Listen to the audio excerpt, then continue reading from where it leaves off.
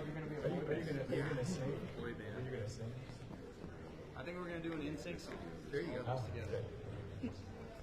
good. It's hard. Very less.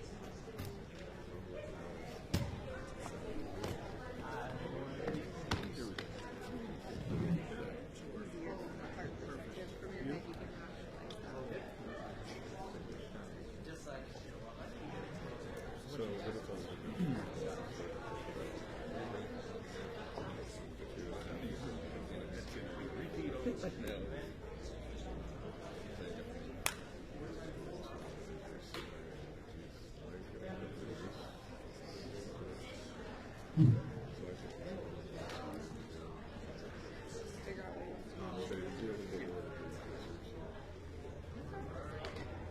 I know, I saw that.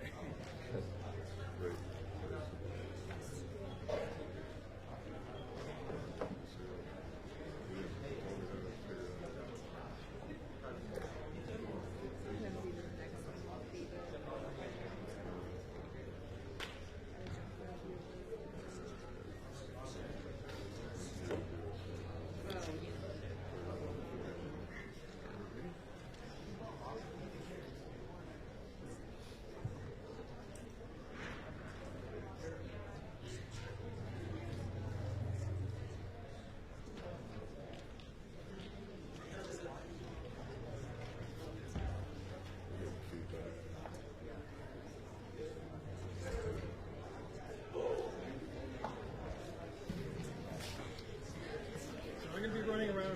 I'm sorry, Daddy. No, go ahead. I'm going to be running around my 6th period and 7th period, so I'll be checking back over periodically. But then say Gerald and Yoshi.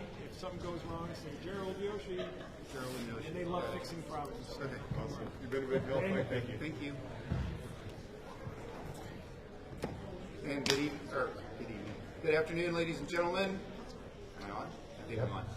Good evening, ladies and gentlemen. This is just 1, 2. This is. It says it's on. This is the Garden City Commission meeting. It's a regularly scheduled meeting. It's a public meeting. It's going to be live streamed. If you want to come and make a comment, or if anybody's making comments to the commission, please come up the stairs and speak on the mic over here, okay? All right. And we will get started. If there's any other comments? None? All right. Now, come on. But that's okay. I'll speak loudly. This is Tuesday, December 2nd. It is 1 o'clock. This is a regularly scheduled City Commission meeting. Madam Clerk, do we have a quorum? Yes, ma'am. Thank you. Next item is the Pledge of Allegiance and the Invocation. Commissioner Ortiz is the first commissioner that's going to do it. Please rise for the Pledge of Allegiance.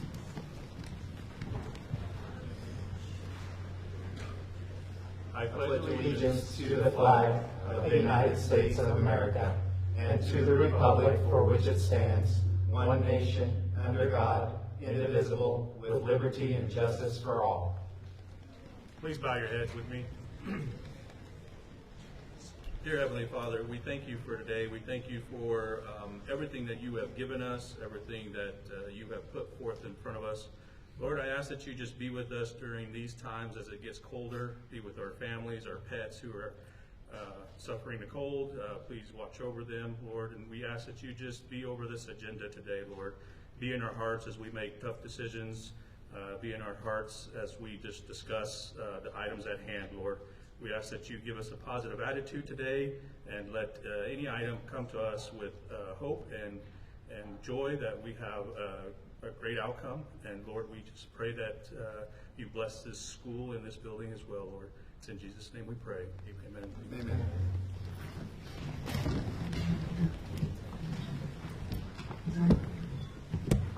Item 4 on the agenda is the approval of the minutes of the last meeting. Any changes on that?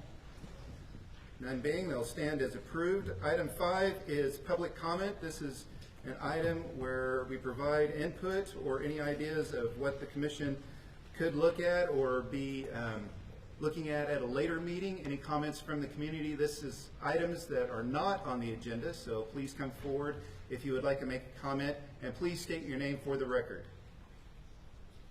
Looks like we have a few people coming up.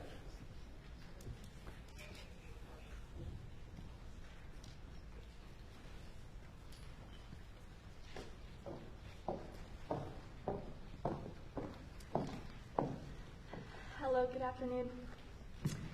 I'm Ortiz, and we are the representatives of the Garden City High School Government Night School class. This semester we have had so many opportunities not only to learn about the federal, state, and local government, but also to see the real impact we can make in our community here in Garden City. At the beginning of the semester, we took the assessment that assessed how civically engaged we were. Many of us answered yes to fewer than 2 of the following. Worked to solve a community problem, volunteered regularly for civic and community organizations, been an active member of a group, contacted and visited a public official, knew how to contact a newspaper, magazine, radio, and television station, and worked with officials to solve problems. Today, most of us can confidently say yes to all of these. We have become civically aware, engaged, and involved members of our community. Some of us have even applied and hopefully will be approved today for advisory committees, internships, and job opportunities within the city. Thank you very much. Hi, my name is Avea. This semester, as you know, we all have been working on our problem practice. Avea, what's your last name? Bonilla. Okay, thank you. We used the ideas from our full-day Garden City field trips, notes from attending 3 city commissions meetings, and feedbacks from the city commission communications director to improve our plans. Our project covers almost every department within the city. There are at least 27 departments in total. My project focuses on improving the stray animal population and increasing collaboration with the Finney County. Thank you.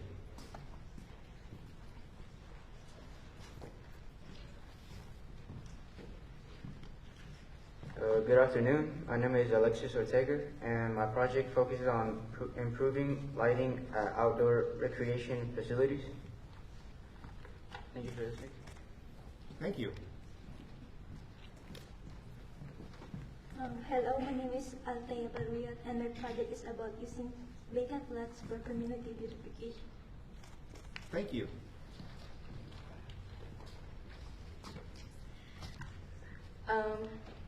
Hello, my name is Riley Smith. My project is about creating a coalition to help people in my community access and better understanding with housing programs. Thank you very much. Hi, I'm back again.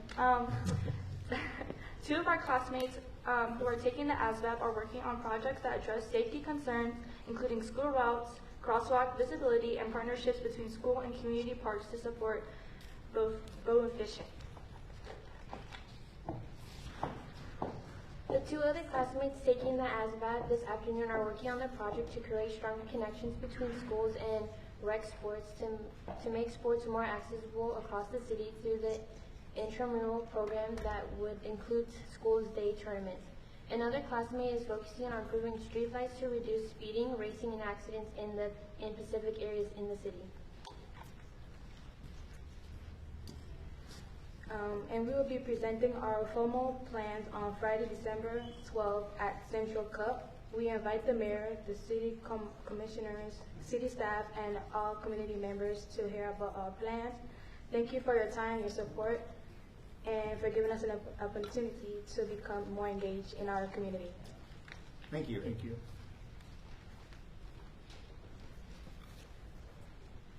Is there anyone else?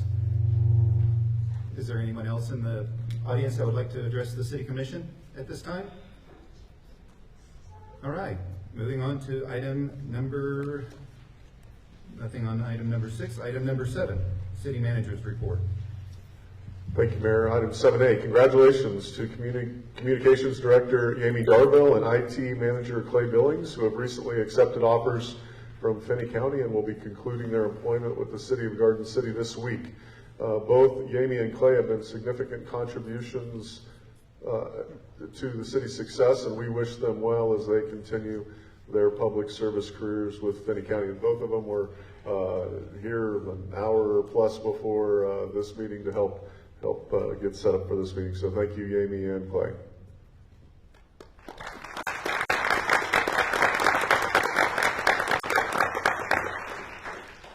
Item B, this is a month with 5 Tuesdays. Traditionally, the City Commission has had a town hall meeting on the evening of the 5th Tuesday. That would be December 30th.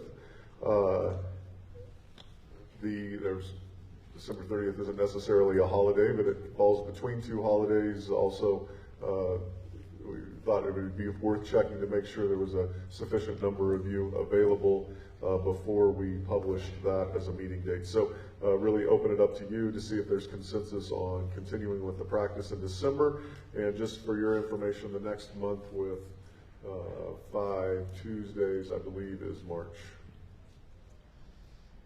For me, my schedule allows me to be able to be there. What does other people's schedule look like? I'll be available also for that meeting. Well, I'm curious if they could present their plan. I know they're going to present it at Central Cup, but I wondered if the students could come that night. And maybe that might be a really good option because it'd be something we could record and also have information on. I don't know their availability, but we could ask them on the 12th, or ask them with something like that. Yeah, enough of you? All right. Commissioner Landgraf? Yeah, I'm available on December 30th, so. My schedule, I will not be available that evening due to a scheduling conflict. So it sounds like we've got 4 of the 5. If there's interest, we'll continue as we have in the past and have the 5th Tuesday. The 3 previous times, those have been canceled, but those literally fell on the holiday, or either the holiday itself or a day that was observed by the city to be the holiday. So, all right, we'll meet on the 30th. We'll also extend invitations on the 12th formally to y'all to present on the evening of the 30th if your schedule permits. All right. Item C, item D are both staff reports. The Garden City Regional Airport report and the sales tax report. Any comments or questions on those from the commission?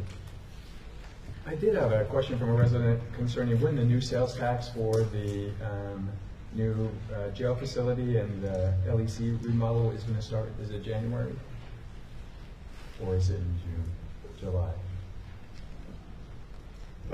I don't know right offhand. I do know the county passed the action yesterday at their meeting that's necessary following after a public vote that levies a sales tax, or that has the public approve the sales tax. I believe January 1st it begins, but I'm not for sure. Brett may know. Yeah, you do a few of these, don't you? Yes, I do. The new sales tax starts on April 1st. April 1st. And do you know what the rate's going to be? I don't know what A half cent higher than it is now, depending on if you're inside the city or outside the city. The additional half cent citywide. Thanks, Brad. Appreciate that. Yeah, first full quarter after it's been approved. Is that right? Sorry to speak here, but the county has to notify the state one quarter before it goes into effect. Thank you. Notified by the end of the year. Thank you. April 1st, 2026. All right. Meetings of note. If any of those require RSVPs, please do those through the city clerk's office. And with that, I think we're ready for the consideration of the appropriation ordinance number 9A. If approved, it would be appropriation ordinance number 2600-2025A. Entertain a motion to approve appropriation ordinance number 2600-2025A. I make the motion to approve appropriation ordinance number 2600-2025A. There's been a motion. Is there a second? Second. There's been a second. Any discussion on this item? None being, all in favor say aye. Aye. Opposed, nay. That item passed. Item 10A. The governing body is asked to consider and approve an ordinance authorizing the issuance of taxable industrial revenue bonds, Series 2025. These are in relationship to the Woodmont Garden City Plaza LLC project. If approved, it would be ordinance number 3037-2025. Woodmont Company, doing business as Garden City Plaza LLC, has developed the old Sears building at 2310 East Kansas Avenue. Thus far, the project has included commercial redevelopment of the existing building that housed Burlington and Kohl's. There is still some developable space within that building and plans for some additional developments on site. On September 20th, 2022, the City Commission authorized a memorandum of understanding with Woodmont Company, doing business as Garden City Plaza LLC, that outlined the anticipated project costs along with the anticipated public contributions, including but not limited to tax increment financing, or a TIF, Community Improvement District, or a CID, a retailer's sales tax exemption through industrial revenue bonds, or IRBs, other city incentives, and special obligation bonds. Additionally, at that meeting, the City Commission approved a resolution of the intent related to issue these taxable industrial revenue bonds related to the project. The action before the City Commission is the final action needed to authorize the issuance of taxable revenue bonds. The city's bond counsel, Mary Carson, has been working with the developer to prepare the ordinance for the governing body to consider. Is this the issue I was supposed to call Mary on?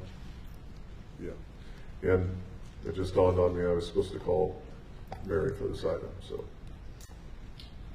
if you have questions for her. While I'm dialing, the alternatives before you are to approve the ordinance or to not approve the ordinance and provide staff with additional direction. Staff recommends the governing body approve the ordinance. The fiscal notes, these are bonds that, while backed by or endorsed by the city as a public benefit, the city is not responsible for the repayment of any debt obligation under an industrial revenue bond. It solely falls on the developer. Any questions? Any questions for Matt? Matt, so this is on the northeast side of that building, correct? The industrial revenue bonds cover the whole project. Okay. Mary is now online. It covers the whole project. There is still available space, correct, Commissioner, in the northeast part of the building, or if you're looking at the facade of the building, the back, and it would have an entrance sort of off to the left. There's also very small but still developable space in that parking area. That's part of the property, as well as the parking lot going about, let's say, halfway down towards the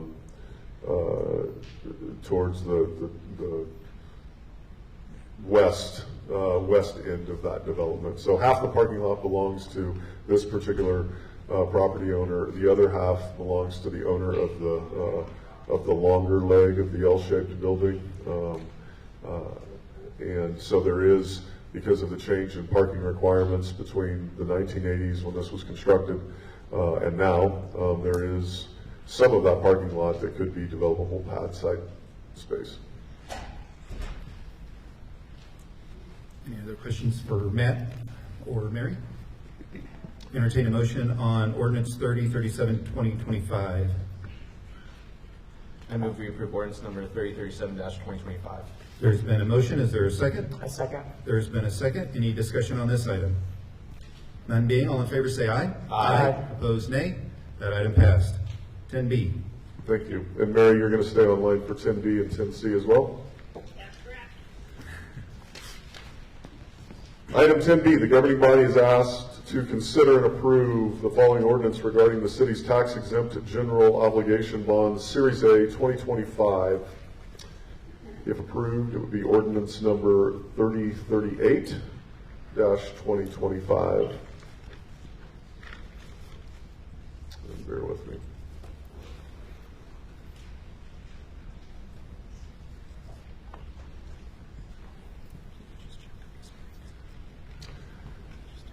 At the October 21st, 2025 City Commission meeting, the governing body authorized 2025 general obligation issuing, a 2025 general obligation issue for the financing of a new baler, and correlating building improvements for the recycling center, the purchase of 5 new diesel trash trucks, and a 4x4 service truck.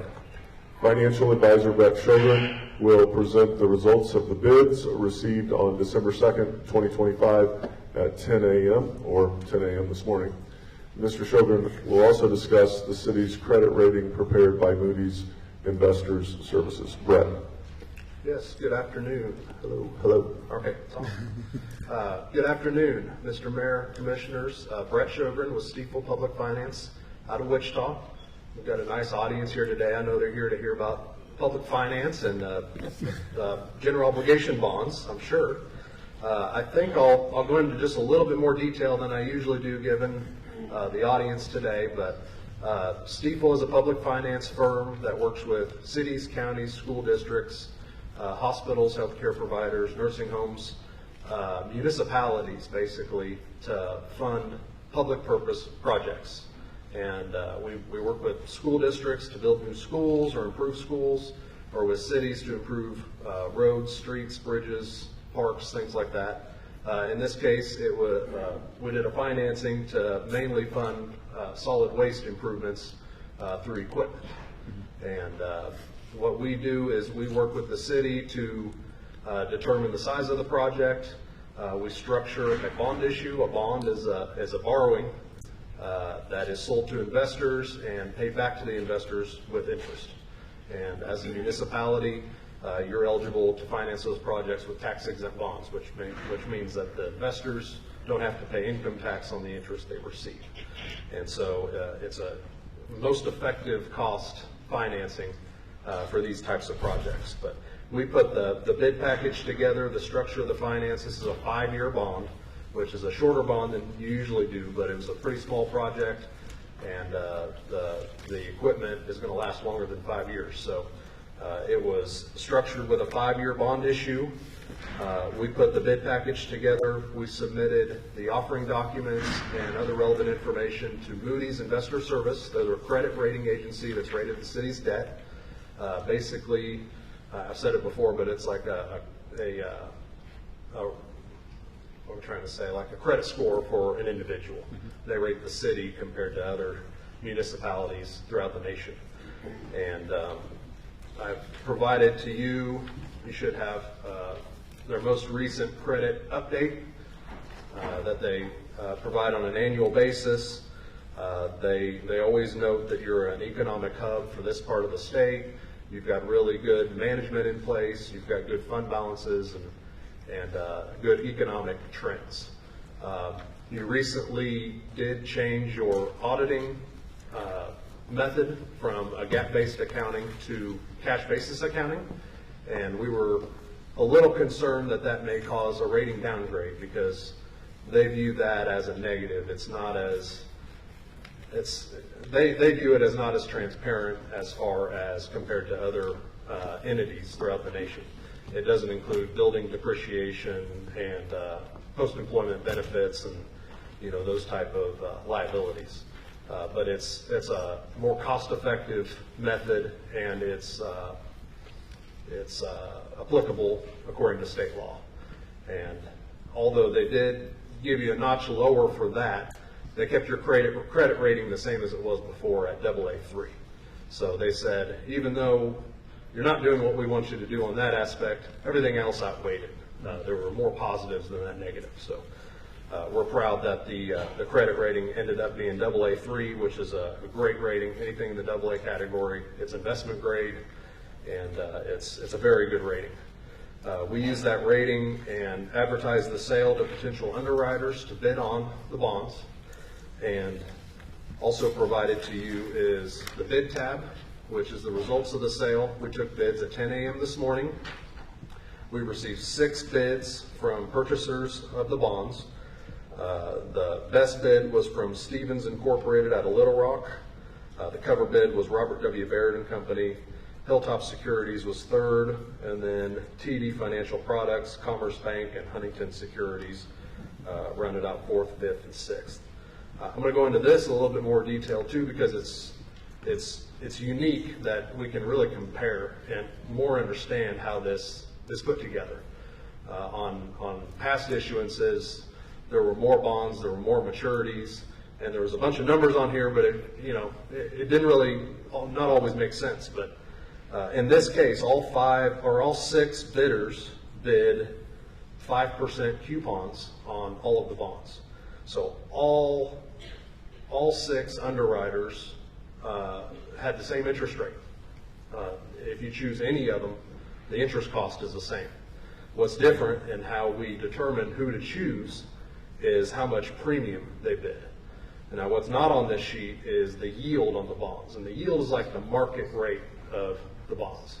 The coupon is the rate of interest, and the difference between the coupon and the yield is premium. Those buyers will pay a premium for a higher coupon. And that's just a function of the market. And so they generate all this premium. All of the premium goes to the city to be used, except what they hold back for their compensation, their underwriter's discount. And that's really what determines who the best bid is, who lets you keep the most money. And these bids were so close. If you look, the total interest cost is the same. At 5%, the $1,780,000 bond issue, your total interest cost is $256,913.89 on all of them. If you look at the premium, which is the amount over and above the purchase price, Stevens Incorporated is going to pay you an extra $104,167.60. Robert W. Baird will pay you $103,469.55. So there's less than $1,000 in difference between those two. But the calculation is true interest cost, and that takes into account that premium in those yields and the underwriter's discount. All that to say, Stevens Incorporated just barely is the best bid with a true interest cost of 2.854751%. That's the true cost of the financing with that premium included. And I'll just note that the top 3 bids were within 2 basis points of each other. So really competitive bids, and that's what we like to see. We know we really got a good market rate with those results. But if you look at the rest of the bids and you look at the total interest cost minus the premium, that's how you come up with the net interest cost, and that's how we determine who the best bid is. So because those were so comparable, I wanted to dive into that a little further. Anyway, Stevens Incorporated is the best bid. There is, as Matt said, an ordinance for consideration that authorizes the issuance of the bonds, and then the next item is a resolution also related to this bond issue. But I'd be happy to stand for any questions you may have about the bond sale. Any questions for Brett? Or Mary on the phone? That's good news. I have one question. Yes, sir. You mentioned here at the very end that the way you got to look at this is your total interest cost minus your premium cost. And I was trying to do the calculations real quick from Stevens Inc. and Robert W. Baird. I don't know if you have those numbers available, but do you know what that would be between those first? Is my mic on? Sorry. Yeah. I'm not sure I understand the question, though. I'm sorry. So you mentioned here at the very end that in order to determine which is the best value, I believe, I think you take the total interest cost Yes, sir. minus the premium Right. to get that best value. Yeah, the net interest cost, which is the next line, $152,746.29 is Stevens, and $153,444.34 is Baird. Okay. So Stevens is just barely a better deal. And then on the last line is the true interest cost. That's really what we look for. The 285 is better than the 287. So, I mean, being this close, and I mean, I don't know about these companies from one hand to another, but, and we're asking for a suggestion on what your opinion is for the best company to go with, right? How do we further look down into their company on saying, do they have a good track record, or do they have a good outcome of service for what best fits us? I think the most important thing, all of these firms are going to do the exact same thing for you. They're going to purchase the whole bond issue from you and then remarket it to investors. I think the most important thing is that they're able to close the bond issue. They're able to fund you at the closing date. And all of these firms are reputable firms. There's nobody here I've never heard of that's never bought something from, us as a financial advisor. And so really, as long as the firms are reputable, you want to take the lowest true interest cost. As part of the bid this morning, it is required that they deposit a 2% good faith deposit to the city's bank account, which is, I think, right around $35,000. And that is there solely, so if they do go out of business between now and the end of the year, which we're closing on December 30th, you have damages to go through this process again. Okay. But I'm not concerned with any of these firms closing a bond issue. Good question. Any other questions? Entertain a motion on 3038-2025. I move that we accept the low bid and adopt ordinance number 3038-2025. There's been a motion. Is there a second? Second. There's been a second. Any discussion on this item? None being, all in favor say aye. Aye. Opposed, nay. That item passed. Thank you very much. Thank you. Item 10C, the governing body is asked to consider and approve the following resolution regarding the city's general obligation bond, Series A, 2025. And if approved, it would be resolution number 3212-2025. Brett, anything to add? No, this resolution is authorized by the ordinance, and it just allows us to formally issue the bonds and set everything up for closing on December 30th, which is when you'll have funds for your project. Any questions for Brett? Entertain a motion on resolution 3212-2025. I move we approve resolution number 3212-2025. There's been a motion. Is there a second? I second. There's been a second. Any discussion on this item? None being, all in favor say aye. Aye. Opposed, nay. That item passed. We do have a 1:30 public hearing. It is now 1:30, so we'll go to 12A, which is actually the next item on the agenda. Thank you, Mayor. 1:30 p.m. public hearing on the matter of the governing body hearing questions, concerns, and comments from the public concerning the 2025 budget amendments that are necessary to reflect actual 2025 expenditures. Following the hearing, the governing body is asked to approve the certificate of amendment of the 2025 budget. Due to changes in programs, cash carryover, and additional revenues and expenses, there is a need to amend the authorized budget for 2025. Proposed are the following funds to amend and the justification. Since there isn't a projected image here, I'll take the time to read through these. The Capital Improvement Reserve Fund, the justification is adjustments for remaining capital expenditures. The Finite Trust Fund, this is cash carryover for parks and zoo projects. Capital Improvement Plan Fund, additional funding and cash carryover and anticipated expenses. The Airport Improvement Fund, also additional funding and cash carryover and anticipated expenses. Airport Terminal Project with the same justification. Actually, all the rest of these are the same justification. Golf Course Improvement Fund, Solid Waste Fund, and Golf Course Fund.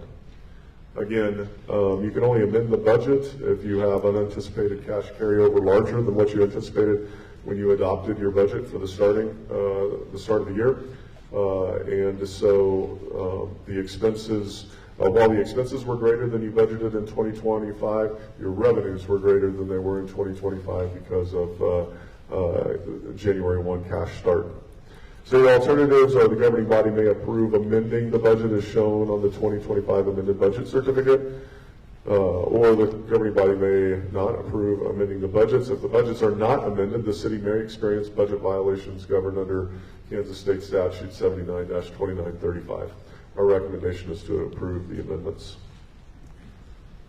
Anyone from the public here to comment on the amended budget as presented? None being, I'll close the public hearing at this time. Meeting's been closed. Any questions from the commission on this item? No questions. Entertain a motion on this item at this time. I move to approve amending the budget as shown on the 2025 amended budget certificate. There's been a motion. Is there a second? Second. There's been a second. Any discussion on this item?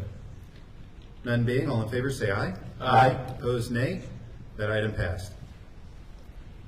Thank you. Item 12B, the governing body is asked to consider and approve a renovation agreement between the City of Garden City and Dwayne Coster Trust and Kathy Coster Trust for the purposes of renovating the building located at 1210 Fleming Street.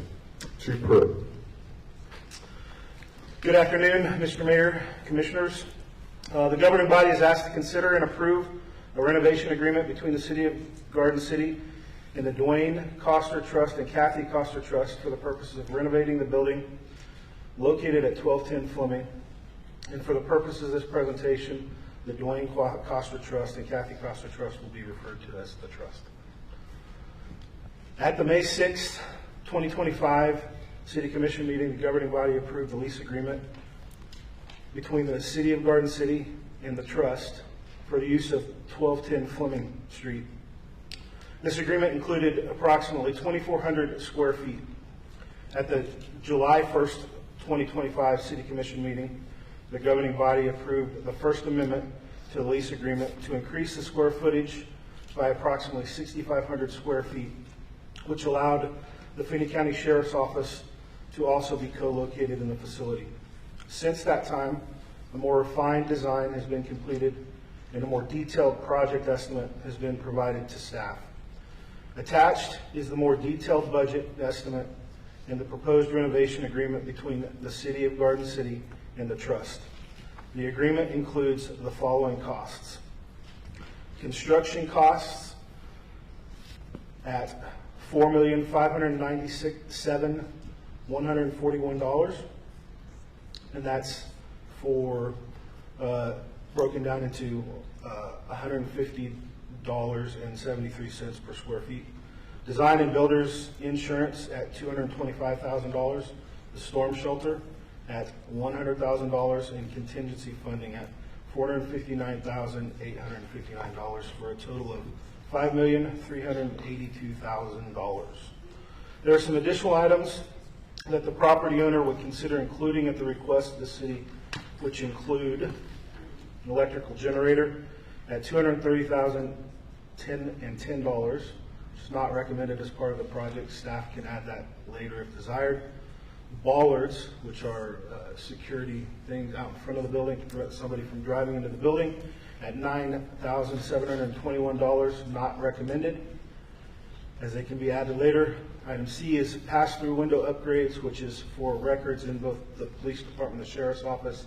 Would add bulletproof glass and bulletproof sheetrocking at $38,885. This is recommended. Item D, electrical, telephone, and data cabling at $107,338, not recommended. Staff can complete this task. Item E is exterior fencing at $21,547, not recommended. Parking lot striping is item F at $10,947, not recommended. Item G, exterior painting of the building at $28,797, not recommended. Finally, Item H is add 2 restrooms at $18,361, and this is recommended.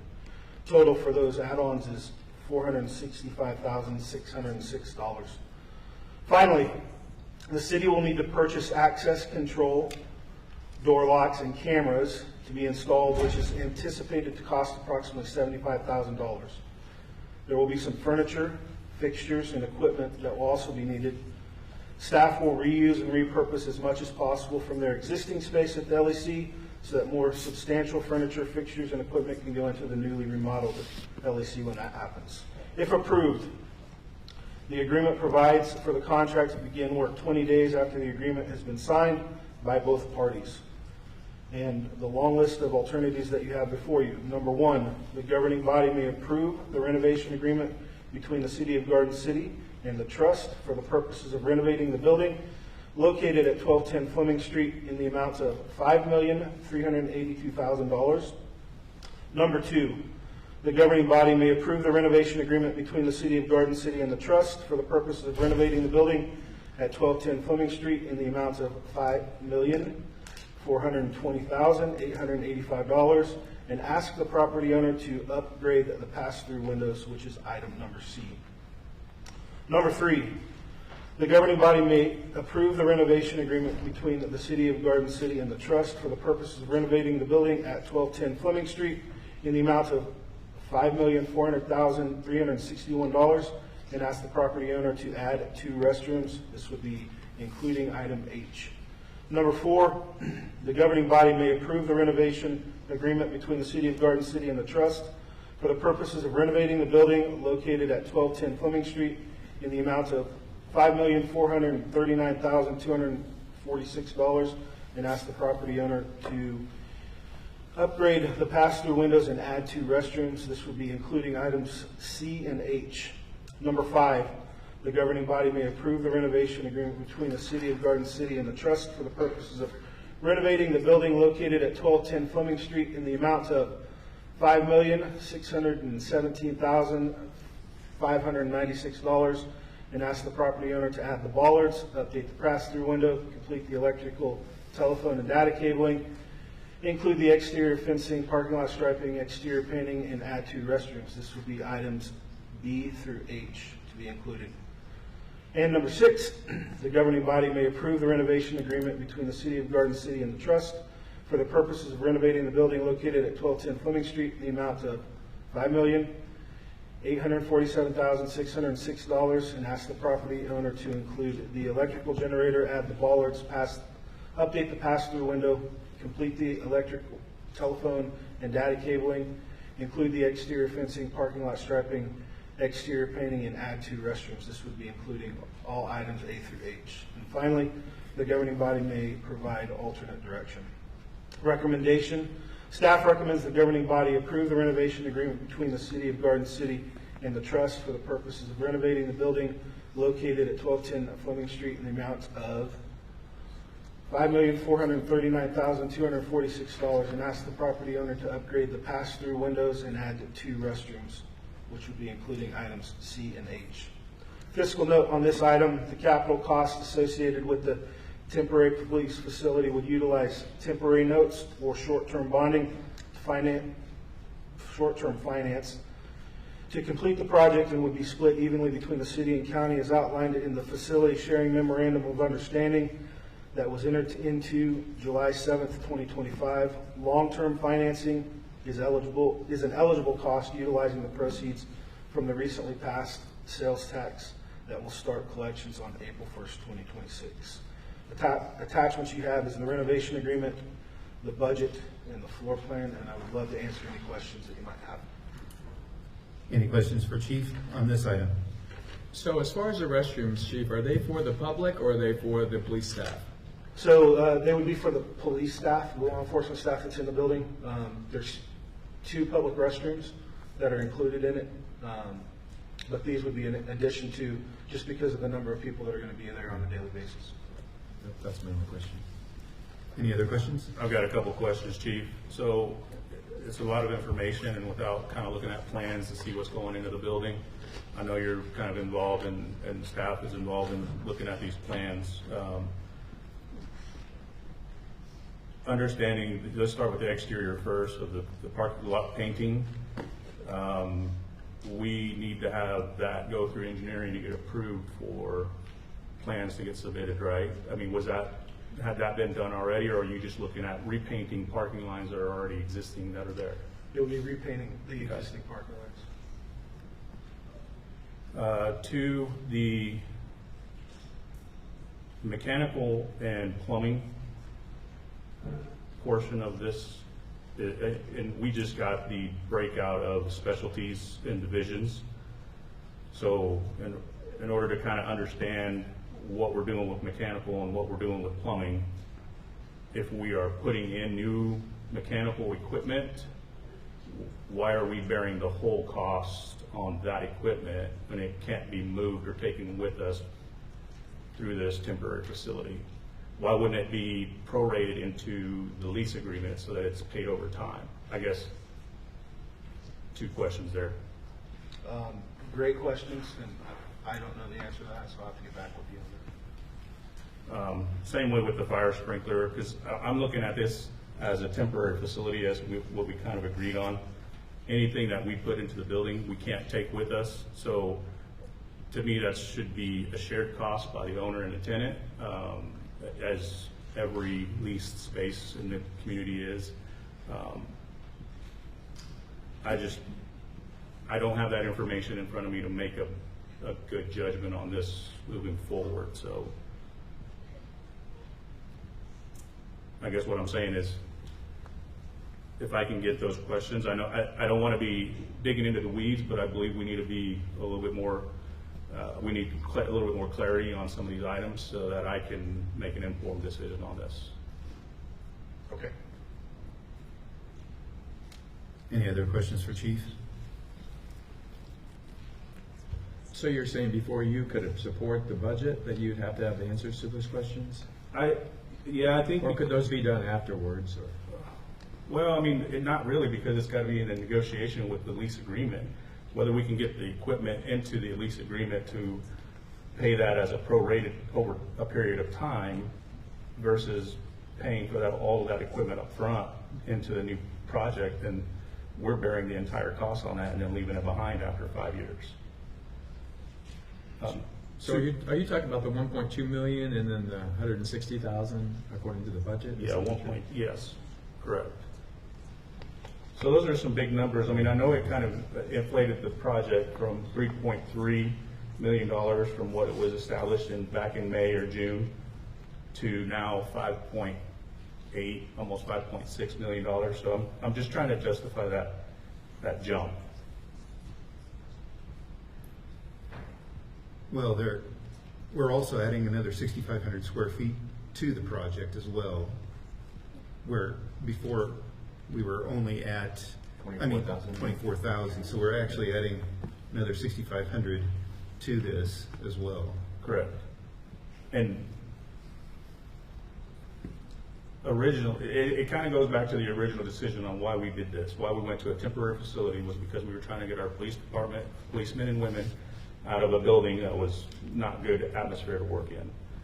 We bought the building, or we made the agreement, and then the sheriff's department decided that they wanted to move in with us. So that was to me kind of jumped. It was leapfrogged over. Now it's our duty to try and figure this and move forward with at least the bare minimum cost so that we can get through this temporary building without having to spend so much tax dollars on this building.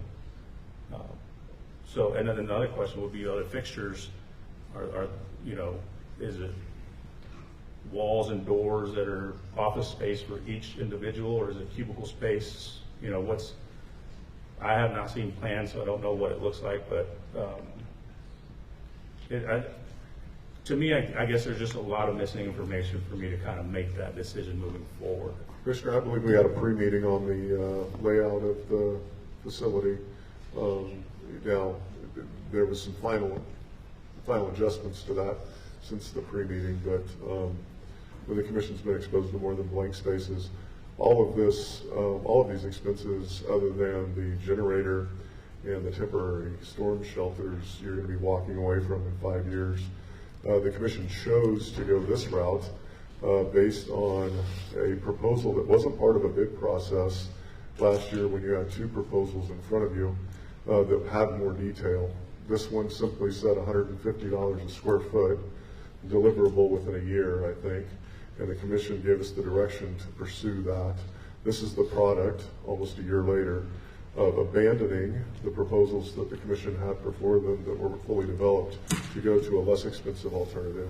So I would agree that there's some uncertainties and there's been some moving numbers, but I would probably disagree on the source of that confusion. Would you agree then the equipment for the HVAC units would be in our scope of the work for, as far as payment, or could that be entered into the lease agreement as a payment over time? I just want to make sure, I want to clarify some language as we're talking about this, because we're already in a lease agreement, and so you all are not considering any changes or modifications to the lease agreement. We have signed, approved, and are fully participating in the lease agreement and have been since August. This is solely related to a renovation agreement between us and the landlord to make the modifications we've asked them to make.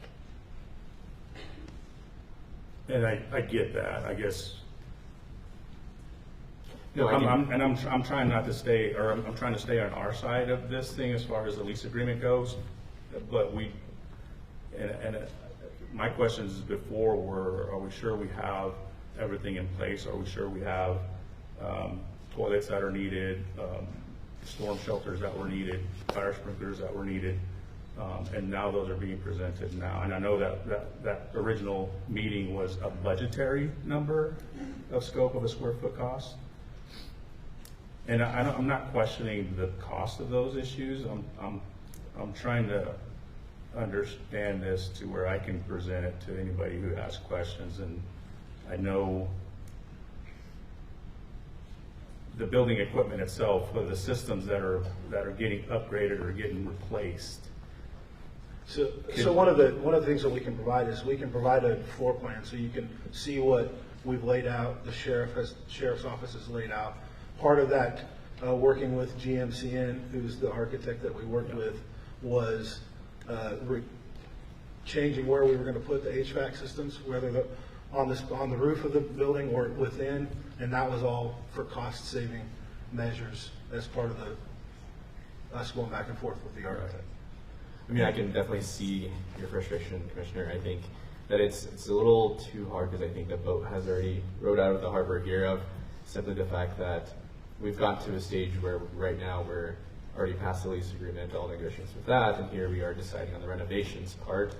And so, although your frustrations are very fair, I think that we've gotten to a point where those frustrations can be molded into, well, what do we do with that now? And that can be the renovations and how we go forward with that, because the lease agreement has, as a governing body, been moved to go in this direction. No, it's not a frustration. It's more of a concern for taxpayers' dollars on being transparent, because and that's the whole reasoning why I'm asking questions. That's the whole reasoning why a commission is set in place. So for you students listening, it's important to ask questions and kind of get through some things, even though it's a little uncomfortable. And it's not frustration. It's more of I'm just unclear and needing some clarity on some holes that I may have. And I'm not, again, like I said, I'm not questioning the cost of the materials. I think we've got a great price here. I think we've got it's just trying to justify the cost of the jump from a temporary building of $3.3 million from the month in June or May to this point now. And I know we've got a lease agreement. We've moved forward with accepting that. Help me justify. But I do know that they're staying within the $150 price range per square foot that we asked, and I think they're staying within that price range. Now, the $6,500 could be part of that cost, but again, I think there are some unforeseens, and I agree with you that there are some unforeseens, but this idea that they are staying within the budgeted square foot price that we asked and requested. And so, to me, the temporary building is really was the best option as far as that we, as a commission, came up with. So I get that there are some expensive costs in the mechanical and leaving the mechanical and plumbing. But again, I do think that they're honoring that 150 per square foot that they had presented early on in our discussion. I would also say though is that if we're looking for some sort of personal justification, my own personal justification is that it's for public safety and also for the environment of our city employees and also the collaboration of the Sheriff's Department. I think that this is a process that's so long in the making of years and years of just us here sitting talking about it. And I think it seems to me that the justification is that we can finally put some action from the discussions that we've had. Commissioner Ortiz, the 3 million something, I can't remember what it was, that was referred to in June. I think at that point in time, there was some optimism that if Finney County Sheriff's Office wanted to also relocate with us, that we'd be able to accommodate that within the square foot of the Westlake. I mean, that's what we've all been talking about. So the Westlake portion of that 1210 Fleming. The Sheriff's Office was uncomfortable with the ability to squeeze all the people and all the functions of both departments. And so then it became, well, are we still willing to stick together? If so, we can visit with the property owner about the Fastenal portion of the 1210 Fleming building. I think at that point in time, the expenses increased. I think both the City Commission and the County Commission, to y'all's credit, saw the value of the agencies staying together, jointly pursuing the sales tax for the construction of the jail, the remodel of the LEC.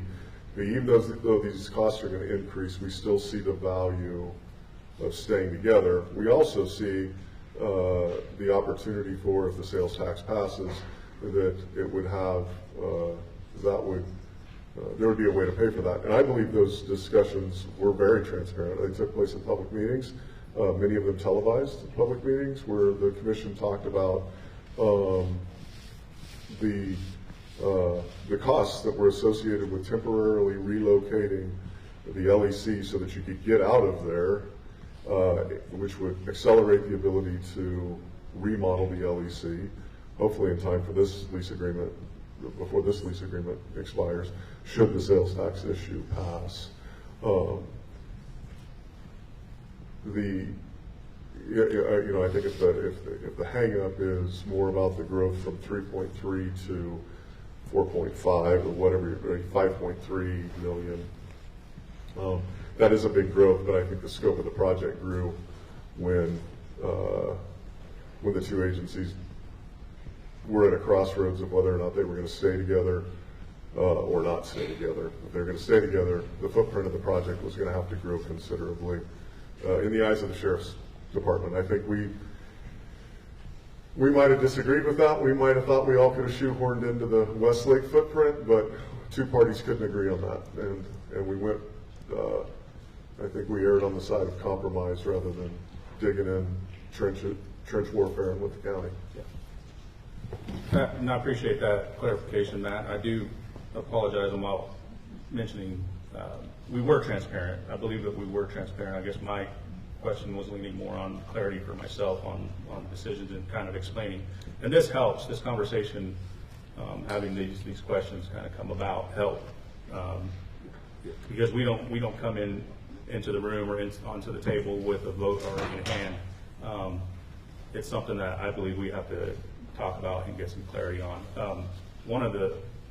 My last question comes about with the contingency for the project. Do we have any control of that contingency on what we can do with that, or is that solely in control for the contractor?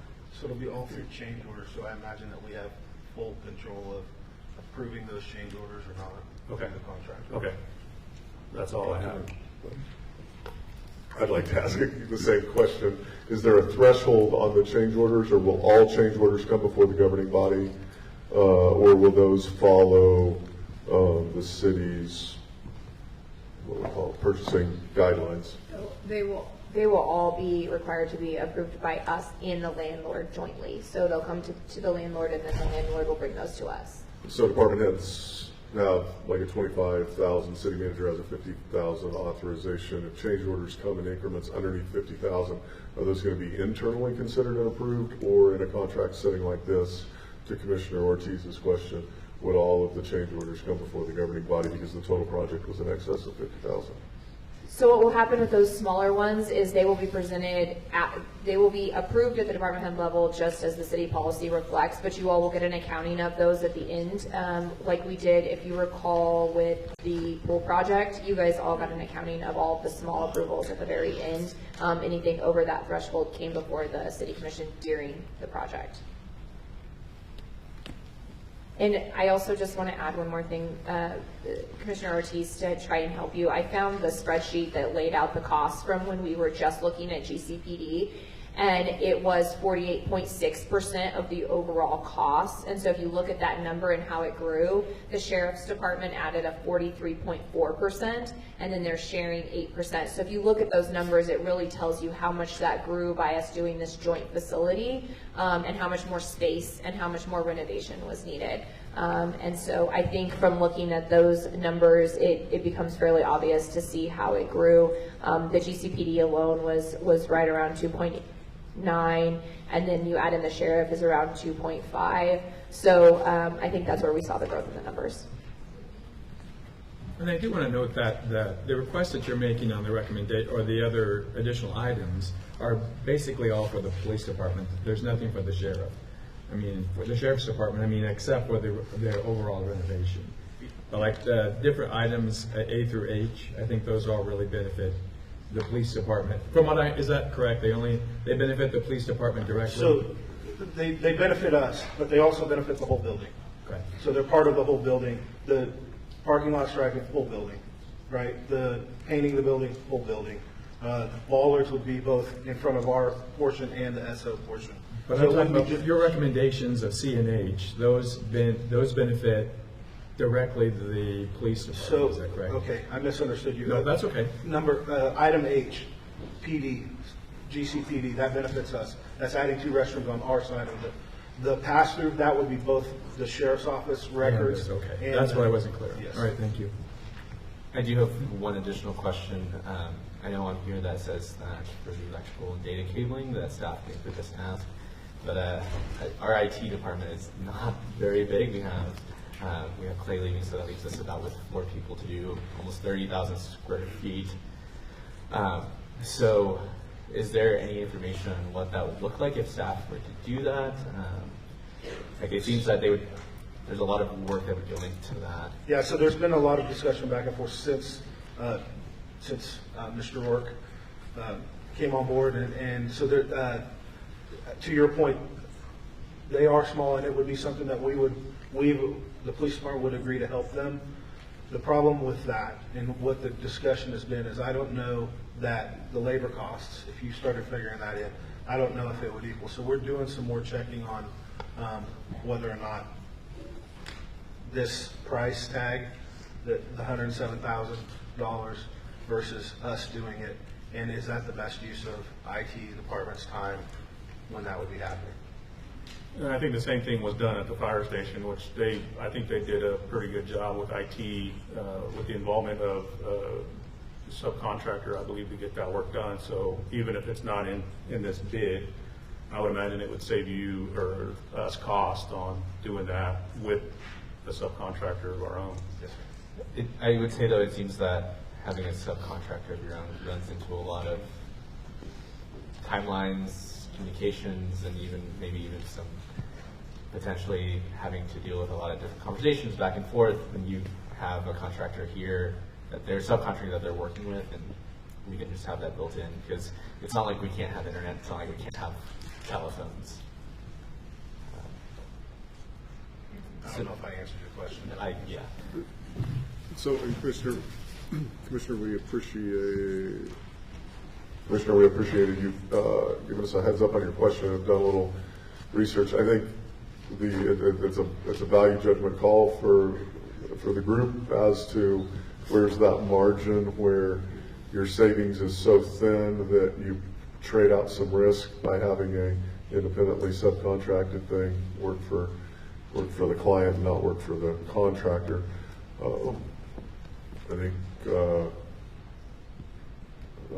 Executive Information Officer Rourke and Fire Chief Ersick had some numbers from past projects to help maybe give you a little bit of a feel for where that gap might be. You're looking at a 109, 107 number. And so we can kind of give you a gut instinct of if it didn't get approved, we would be left with then two options. If it didn't get approved today, we'd be left with two options. We could pull the cable ourselves.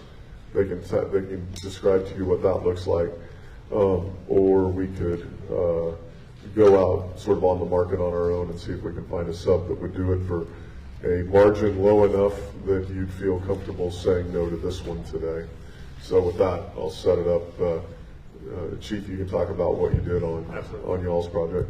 Yeah, Station 3, subcontractor through 3G Electric, came in and read the camera, cables, data for the computer, speakers for the internal dispatching system, the time clocks and the door access. Total cost for ours was $39,000.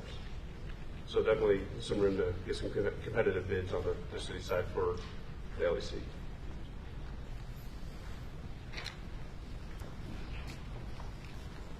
Commissioners, Mayor, thank you. I'm Michael Rourke. I'm the Executive Information Officer. So we do have three options here. We could look at keeping it within the scope of the project. Second option would be I could find a contractor. I think those numbers would be significantly lower at that point. I'm coming into this pretty fresh. I don't have all the scope of that, what's included in that bid or not. The third option would be for my staff and I to manage that and pull that cable. Given our current staffing, I'm not sure. I'm guesstimating 3 weeks to perform that work, given the scale of that. Covering current IT needs and taking on that, I'm not sure that's the best option. But finding a contractor and managing that through a construction project, I'm more than comfortable doing that.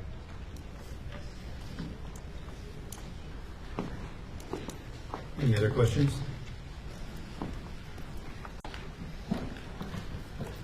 Entertain a motion on this item.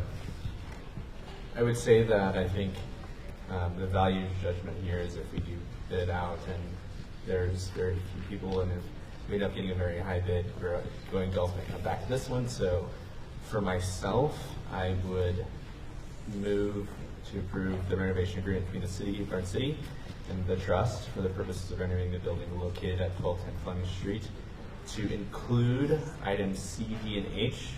And if my math is correct, it should be $5,546,584. There's been a motion. Is there a second?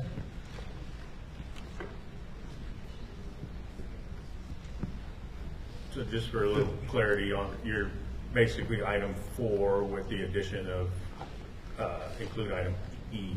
No, D. I'm sorry, D. So it's yes. But with the addition, new addition, right? Yeah. Alternative 4 with the additional item that added for the electric telephone and data cabling. Again, there's a motion on the table. Is there a second to that motion?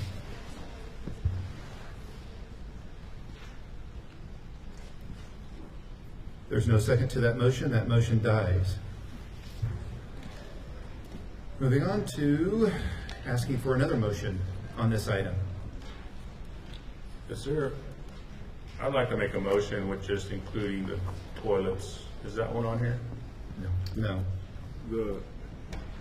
Yes, 3. Or is it 3? Are you speaking about item H, Commissioner? Yeah. The adding the 2 restrooms on the police side? No, that's H. Yes. Or 3. So 3. I would move to make the motion to go with alternative 3 to include item H for $5,400,000. Oh, okay. Yeah, I'm $5,400,000. sorry, misunderstood. Yeah. Just H is the only option. Just H. Right. So alternative number 3 is the motion.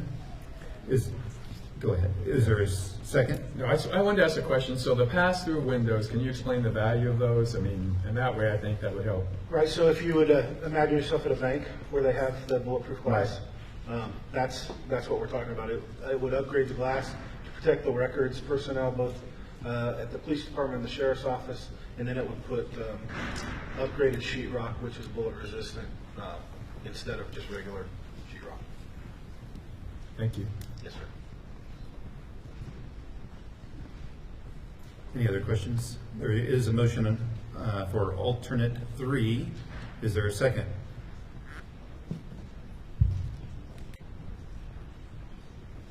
There's no second. Died for lack of a second. Entertain a motion again on this item. I move to approve alternative number 4. There's a motion to approve alternative number 4. Second. There's a second. Any discussion on this item? So sorry, that's fine. Are you sure? Yep. All in favor, say aye then. Aye. Opposed, nay. Nay. That item passes. So my question then for this is it the direction of this body to ask staff to complete item D?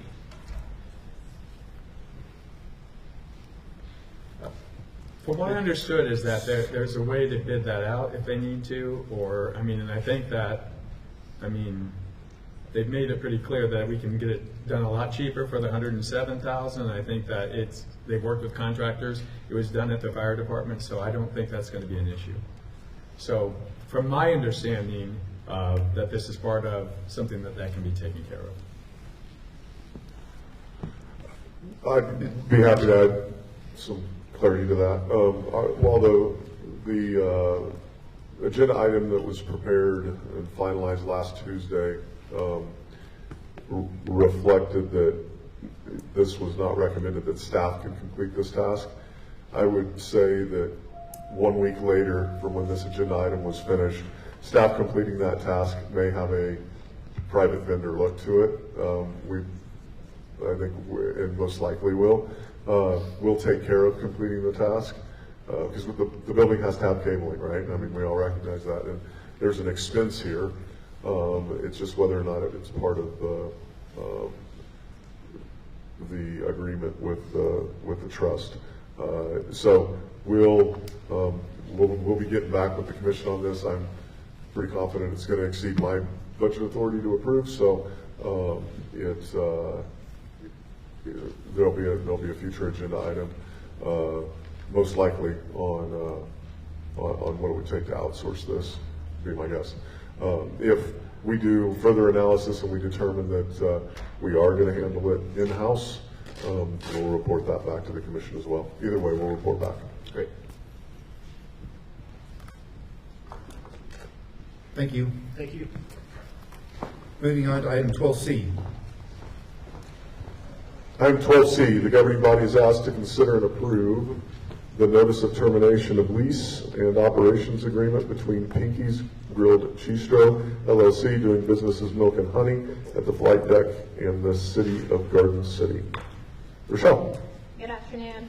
The lease and operations agreement between the city and Milk and Honey requires a 90-day notice if either party intends to terminate the lease prior to the automatic renewal of the lease agreement. The automatic renewal of the lease agreement occurred on October 1st of this year. We received a notification from Milk and Honey on October 23rd that they would like to be released of their lease effective December 31st. So with that, the staff brought to the Airport Advisory Board 2 options to consider. The first option was requiring the payment of the remaining term of the lease agreement, which would be January 2026 through September 2026 to be paid in the amount of $18,000. The second option, and that was due to the lack of required 90-day notice to terminate their lease prior to the lease renewing automatically. The second option would be to waive the remaining rent for that lease term, which would be January through September 2026 in the amount of $18,000. The advisory board had a lengthy discussion and decided to recommend to the City Commission approving the notice of termination that would waive the rent of $18,000 for the remaining term of January 2026, through September of 2026. With that, the Commission can approve the document that's provided before you that does waive that fee of the remaining rent for the lease agreement. You also have the option to not approve that, provide staff guidance, or, and the fiscal note on that is the airport budget in 2026 will be short of that revenue source until we are able to fill that space again. Is there any questions? Any questions for Rochelle? Entertain a motion on this item. I'll make the motion to go along, follow the recommendations of staff, and approve the notice of termination of lease and operation agreement between Pinky's Grill Cheestro, LLC, DBA Milk and Honey at the flight deck, and the City of Garden City. There's been a motion. Is there a second? I second. There's been a second. Any discussion on this item? None being, all in favor say aye. Aye. Opposed, nay. That item passed. Thank you. Item 12D, the governing body is asked to consider and approve the 2026 state and federal legislative agendas.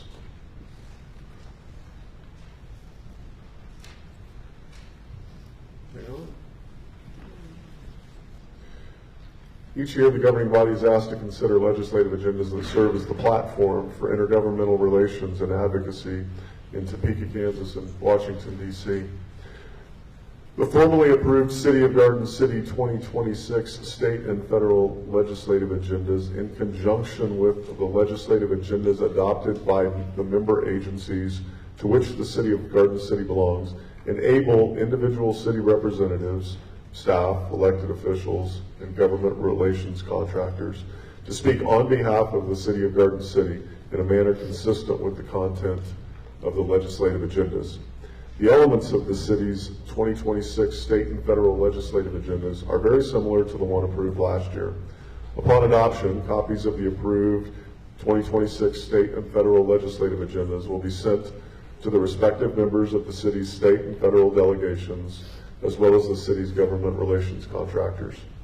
If the City Commission would choose not to adopt a city legislative agenda, individual city representatives, again, staff, elected officials, or government relations contractors, could still advocate or give testimony at the state or federal level, but it would be limited to those topics and corresponding position statements included in the legislative agendas of member entities like the League of Kansas Municipalities or the Southwest Kansas Coalition, or on individual topics and position statements specifically presented and approved at City Commission meetings during the course of the year.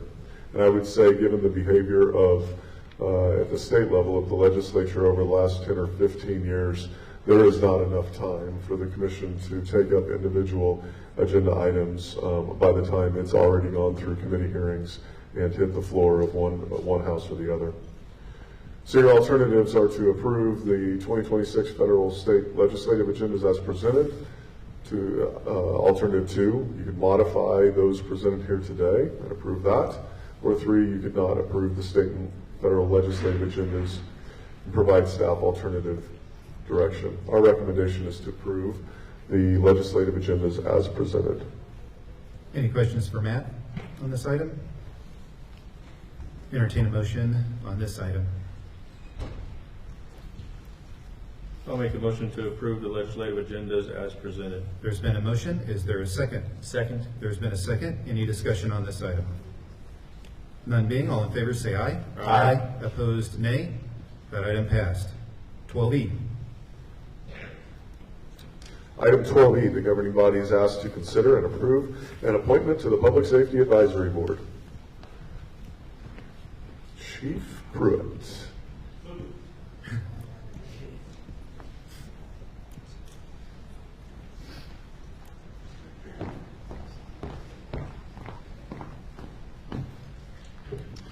Good afternoon again.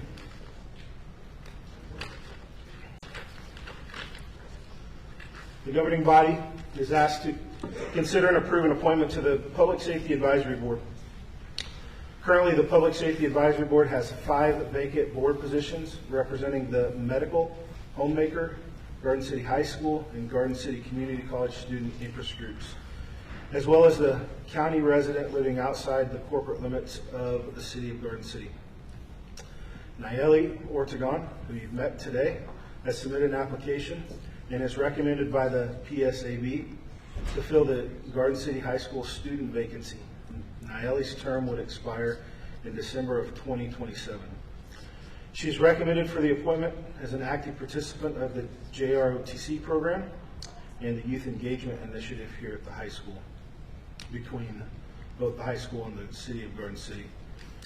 The alternatives you have before you, the governing body may approve the appointment of Nayeli Ortegon to fill the Garden City High School student vacancy on the Public Safety Advisory Board with her term expiring in December of 2027, or the governing body may deny the appointment and recommend the Public Safety Advisory Board continue to recruit staff, and the PSAB recommend that the governing body approve the appointment, and Nayeli is here to speak if you would like to hear from her. So, any questions of Chief on this item? Entertain a motion on this item. I move we approve the appointment of Nayeli Ortegon to fill the Garden City High School student vacancy on the PSAB with her term expiring December 2027. There's been a motion. Is there a second? Second. There's been a second. Any discussion on this item? None being, all in favor say aye. Aye. Opposed, nay. That item passed. Thank you. May we get a picture? We can get a picture. If she wants to come up right quick, we'll get a picture with the Chief and the Commissioners.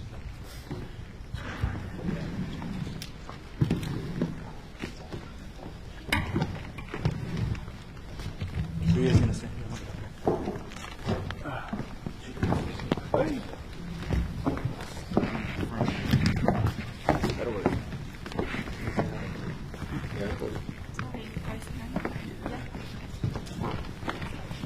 I'll make it work. He'll make it work. Just don't go too far. We don't want him working his comp claim here. Yeah, come on over.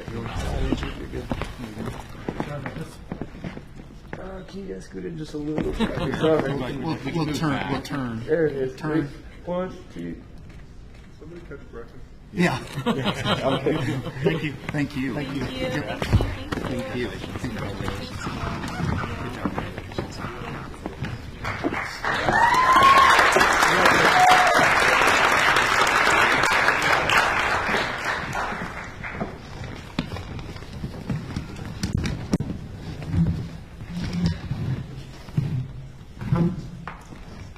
And congratulations. And congratulations. Item 13 is the consent agenda.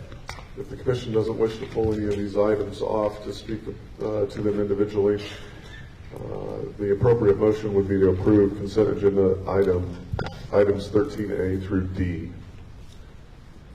Is there anyone here for the nuisance from the public? Talk about the nuisance item. None being, entertain a motion on the consent agenda 13A through D. I'll make the motion to approve consent agenda 13A through 13D. There's been a motion. Is there a second? Second. There's been a second. Any discussion on this item? None being, all in favor say aye. Aye. Opposed, nay. That item passed. Moving on to commission reports. Commissioner Ortiz. Yeah. Thank you. I'd just like to say first thank you to the high school to allow us to come and meet today. I know it was kind of different. I believe this kind of gives you a little bit of an insight on what we go through and what we do as a government body for the city. So I'm very passionate about students here in the community. So and I always kind of let everybody know in our community as well as adults that if you have any questions, feel free to come and ask any one of us as commissioners. We'll be happy to kind of take down some notes. And I know the open comments was, it's a very valuable time for you to get up and talk about those desires or dreams or questions that you have regarding our community and our parks or, open spaces and things like that. So if you did come up and present those, if you would send an email or get those to our city clerk, they can kind of share those with us and we can get those kind of rolling in the mix with our different departments in our community. So our department heads are also willing to be open to take your questions and concerns also. They just like to take care of the city as best they can, and they do a wonderful job in doing that. So I did like to comment about, the reducing of speed racing in town. That's a big concern by not only you students, which this is the first time I've heard of students bringing that up, but it is a concern across our whole city, and that would be a number one priority for me as well, to kind of get that taken care of. So, so I appreciate those comments. I would like to kind of mention again that the group is the Youth and Governance group is going to meet at the Central Cup Friday, December 12th, and if things kind of work out for my schedule, I believe I should be able to be there and be in attendance, so I'll enjoy the conversations and presentations that you guys would have then. And Can I interrupt right there? Is there a time set for that? None of us caught the time.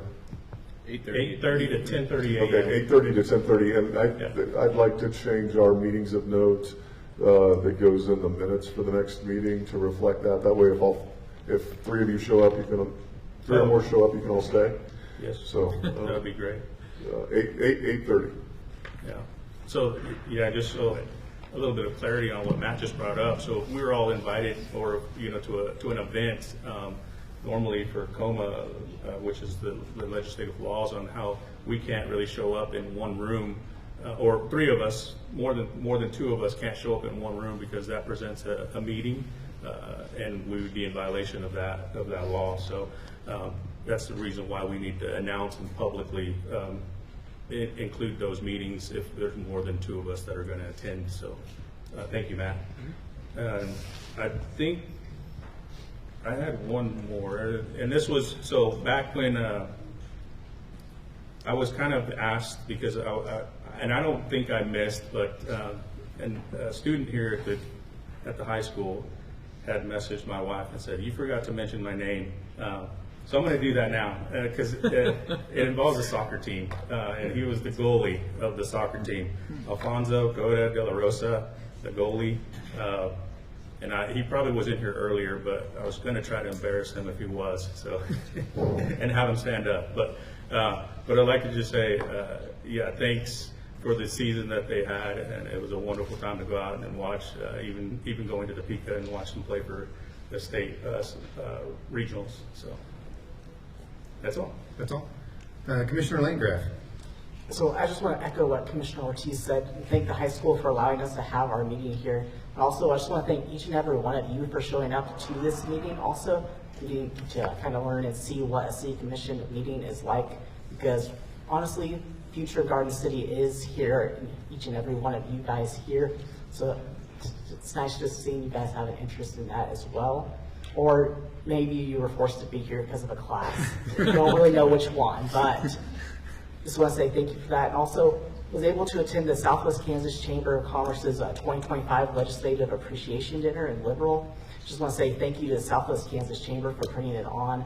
It was great to be able to hear what was going on both at the federal and state level.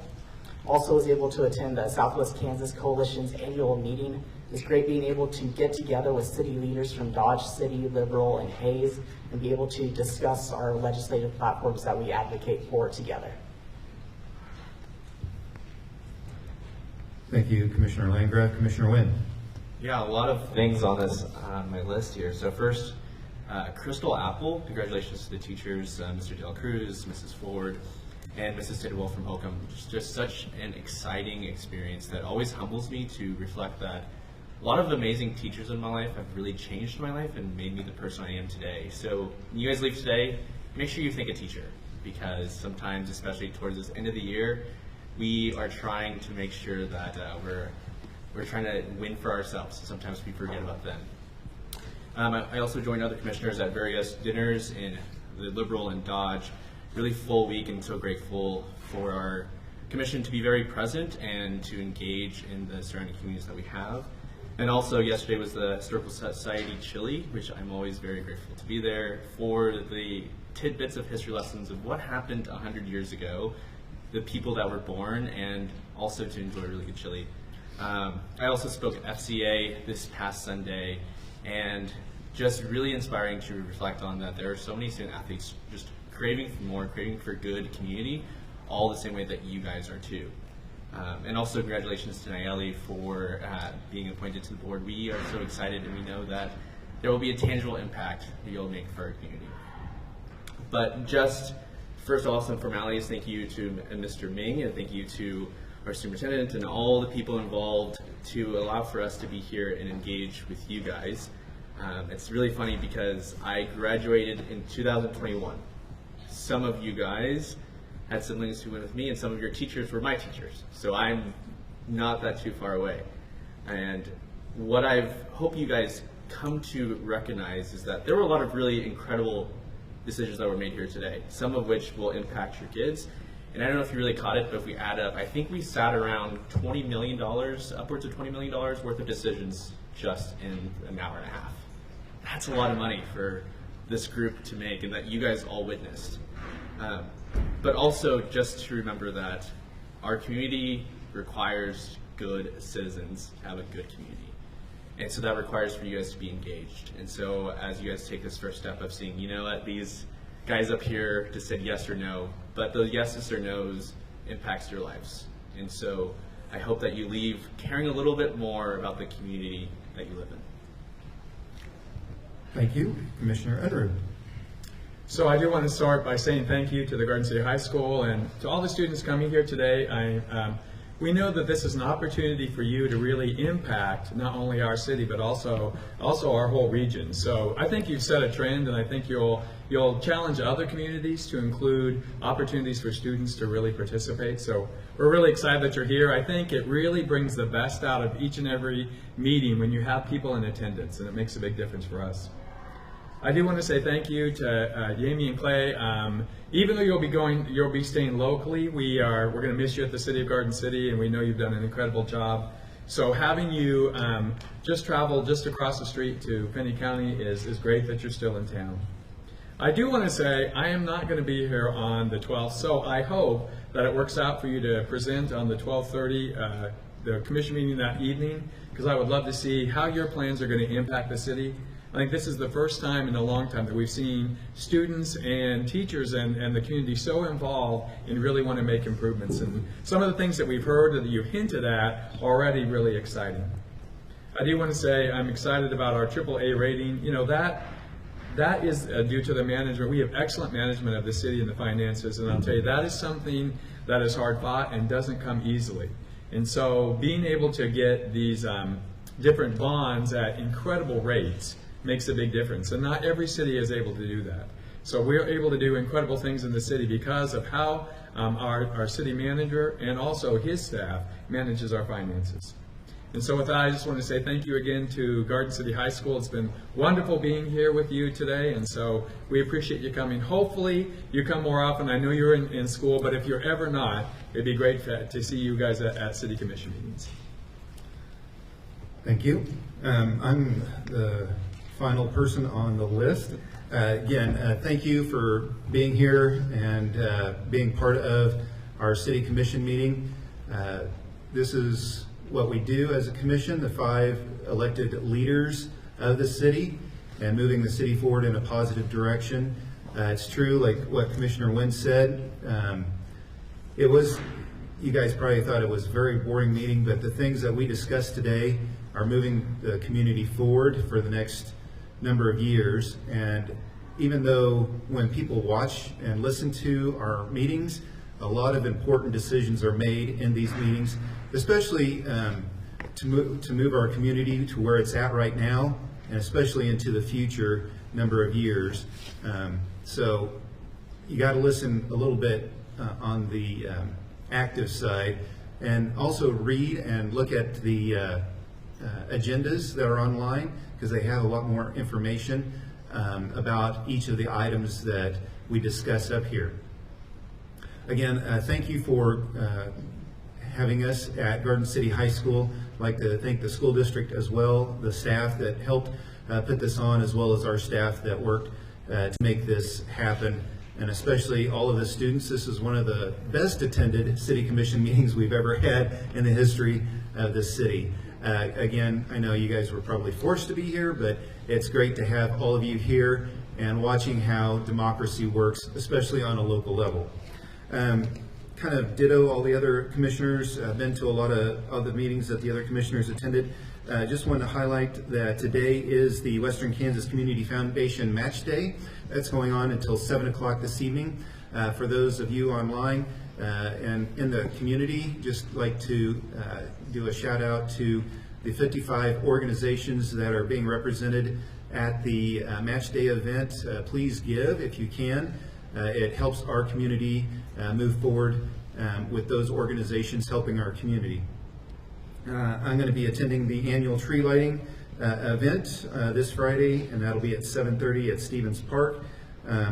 Also, just wanted to mention the great employment numbers that we've had at the airport. We are going to break looks like we're going to break the 30,000 mark. That makes us the third busiest airport in the state of Kansas, so we're really becoming the regional hub of transportation and a regional airport. I just want to mention that if you are going somewhere over the holidays, please fly local. And also I noticed the sales tax was very good again. Looks like we're going to set a record on sales tax coming into the community. And so please shop locally over the next couple of, well, at the end of this month, but do shop locally because that helps our community. And also the sales tax helps build a number of projects, especially what we were talking about today. On that note, I call the meeting adjourned. Thank you, everybody.